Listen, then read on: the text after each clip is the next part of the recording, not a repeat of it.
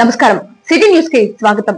విశాఖపట్నంలోని విఎంఆర్డీఏ కార్యాలయంలో ఈ నెల 21వ తేదీన జరగనున్న అంతర్జాతీయ యోగా దినోత్సవం ఏర్పాట్లపై మంత్రివర్యులు కింజారపు అచ్చెన్నాయుడు, ప్రభుత్వ చీఫ్ విప్ జీవి మంత్రులు, అధికారులు సమావేశంలో యోగా దినోత్సవ కార్యక్రమాన్ని విజయవంతం చేయడానికి తీసుకోవాల్సిన చర్యలపై చర్చించారు. ముఖ్యంగా కార్యక్రమానికి హాజరై ప్రజలకు ఎటువంటి అసౌకర్యం కలగకుండా అన్ని ఏర్పాట్లు చేయాలని అధికారులను జీవి ప్రజల భాగస్వామ్యం, భద్రత, పార్కింగ్ సౌకర్యాలు, వైద్య సేవలు వంటి అంశాలపై ప్రధానంగా దృష్టి సారించారు. జీవి మాట్లాడుతూ యోగా దినోత్సవం శారీరక, మానసిక ఆరోగ్యానికి ఎంతగానో దోహదపడుతుందని, అందరూ ఈ కార్యక్రమంలో పాల్గొని యోగా ప్రాముఖ్యతను తెలుసుకోవాలని పిలుపునిచ్చారు.